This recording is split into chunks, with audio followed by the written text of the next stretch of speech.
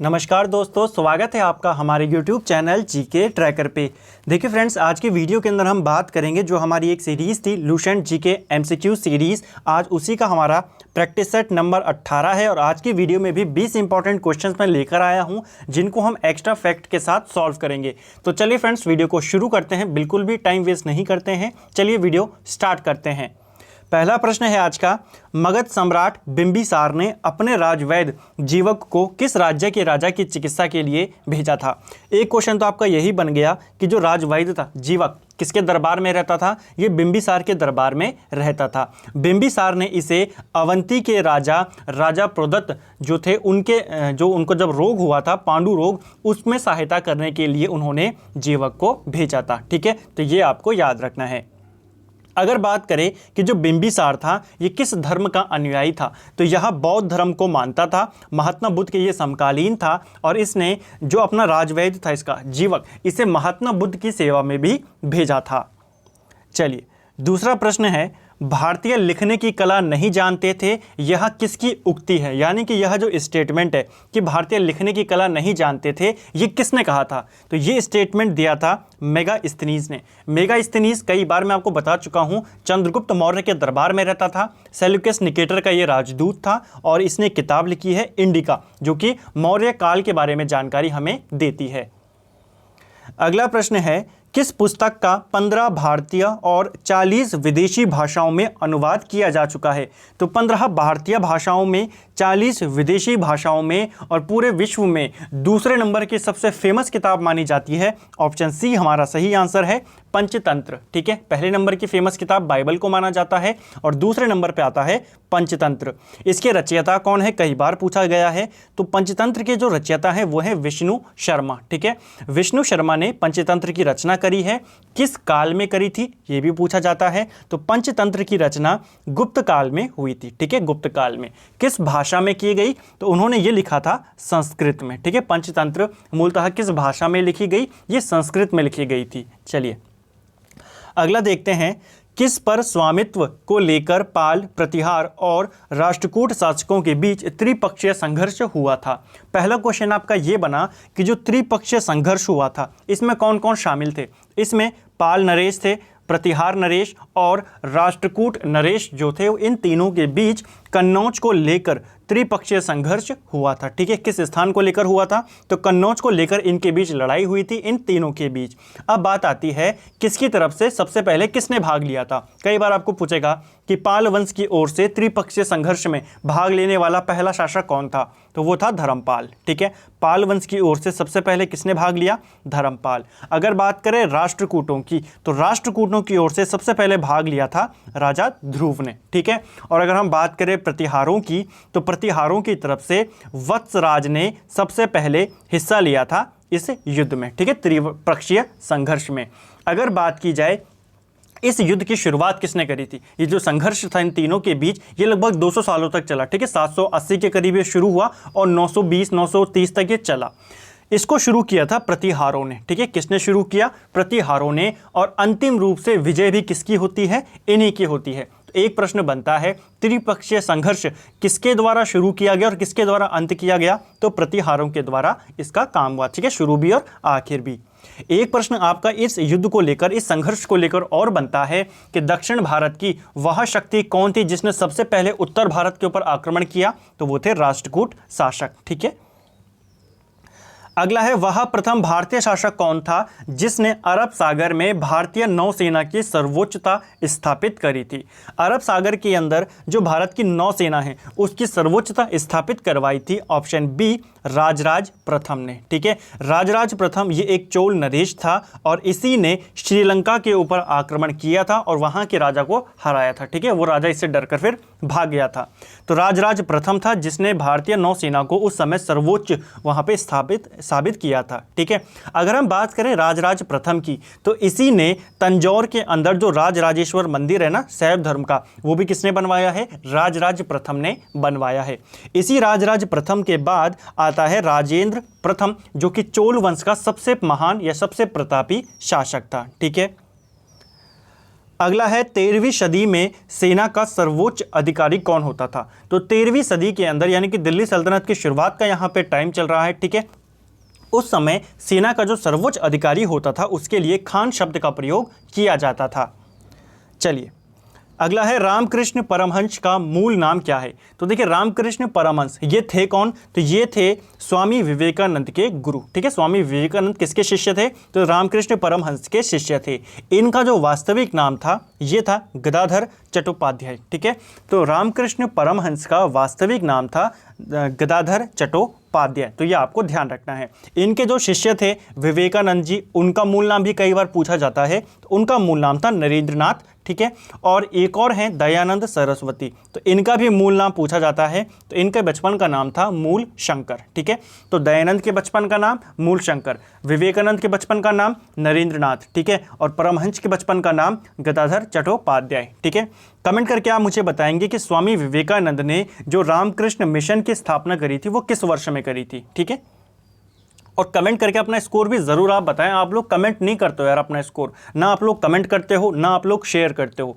आपके लिए मैं कम टाइम में ज़्यादा क्वेश्चन मैं आपके लिए लेकर आता हूँ, अच्छे अच्छे फैक्ट के साथ लेकर आता हूँ, ताकि आपका रिवीजन भी अच्छे से हो। लेकिन फिर भी आप लोग ना शेयर करते हो, ना लाइक करते हो, ना कमेंट करते हो, तो कर दिया करो यार, ठीक है फ्रेंड्स। चलिए अगला देखते हैं। और फिर अगर यही 20 क्वेश्चन मैं आपको 30 से 25 मिनट में अगर मैं कराऊं तो शायद सारे बच्चे लाइक करेंगे, सारे कमेंट करेंगे। उनको टाइम चाहिए बस कि जहां पे उनका टाइम ज़्यादा पास हो जाए, ठीक है। लेकिन जहां पे आपको कम टाइम पे ज़्यादा क्वेश्चन मिल रहे हैं, आपको वहां पे लाइक नहीं करना है, ना आपको शेयर करना है, तो लाइक कर दिया करो। अगला प्रश्न है राजनीतिक स्वतंत्रता राष्ट्र की प्राणवायु है, यह कथन किसका है। तो राजनीतिक स्वतंत्रता ये राष्ट्र की प्राणवायु है, ये कहा था अरविंद घोष ने, ठीक है। ऑप्शन सी हमारा सही उत्तर है। अगला है मुस्लिम लीग के निम्नलिखित में से किस अधिवेशन में M.A. जिन्ना यानी कि मोहम्मद अली जिन्ना ने अपना 14 सूत्रीय प्रस्ताव रखा था। अब इसके बारे में पूरा बैकग्राउंड अगर आप जान लेंगे तो आपको ये क्वेश्चन कभी भी याद करने की जरूरत नहीं पड़ेगी, आपको हमेशा के लिए याद हो जाएगा। आपने एक चीज़ पढ़ी होगी में भी दी गई है कि नेहरू रिपोर्ट कब आई थी। तो नेहरू रिपोर्ट आती है 1928 में, ठीक है। नेहरू रिपोर्ट के अंदर यह कहा गया था कि भारत का जो संविधान होगा उसका प्रारूप कैसे होगा। उस रिपोर्ट को बनवाया किसने था, यानी कि जो समिति थी उसके अध्यक्ष कौन थे। तो याद रखना नेहरू रिपोर्ट के नाम से जो रिपोर्ट आई थी उसको बनाया था मोतीलाल नेहरू ने, ठीक है। जवाहरलाल नेहरू मत करना, मोतीलाल नेहरू ने। यह बात है 1928 की। 1928 में मुस्लिम लीग ने उस रिपोर्ट को नहीं माना और अगले ही साल 1929 के मुस्लिम लीग का जो दिल्ली अधिवेशन हुआ उसमें जिन्ना ने अपना एक 14 सूत्रीय मांग रखी कि इन मांगों को भी शामिल करिए, फिर हम आपके प्रस्ताव के ऊपर सोच सकते हैं, ठीक है। तो आपको अगर नेहरू रिपोर्ट याद है कि नेहरू रिपोर्ट आपको पता है 28 अगस्त 1928 में आई, ठीक।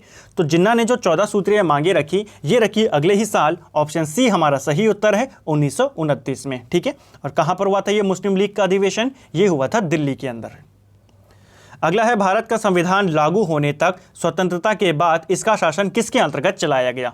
तो देखिए भारत का जब संविधान लागू हुआ ये लागू हुआ 1950 में, ठीक है। और भारत आज़ाद कब हुआ, 1947 में। तो ये जो 2 से 2.5 साल का काम था, टाइम पीरियड था, ये किसके आधार पर चलाया गया शासन यहाँ का। तो ये था ऑप्शन सी 1935 का जो भारत सरकार अधिनियम था उसके तहत भारत को उस समय शासन चलाया गया, ठीक है।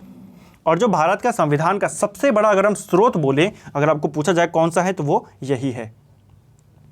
अगला है भारतीय संविधान का कौन सा लक्षण आयरिश संविधान से नहीं लिया गया है। आयरिश संविधान यानी कि आयरलैंड के संविधान से नहीं लिया गया है। तो अगर आप देखें नीति निर्देशक तत्व ये आयरलैंड के संविधान से लिए गए हैं। राज्यसभा में सदस्यों का मनोनयन कौन करता है, राष्ट्रपति करता है। कितने सदस्यों का करता है, 12 सदस्यों का करता है। तो ये प्रोविजन भी कहाँ से लिया गया है, आयरलैंड से, ठीक है। राष्ट्रपति के निर्वाचन की जो प्रक्रिया होगी यानी कि उसके अंदर कौन कौन से सदस्य होंगे, निर्वाचक जो मंडल है उसके बारे में जानकारी हमें कहाँ से ली गई है, तो वो भी हमने आयरलैंड के संविधान से लिया है। लेकिन जो मौलिक कर्तव्य हैं ये हमने रूस से लिए हैं, ठीक है। तो ये हमारा सही आंसर है ऑप्शन डी।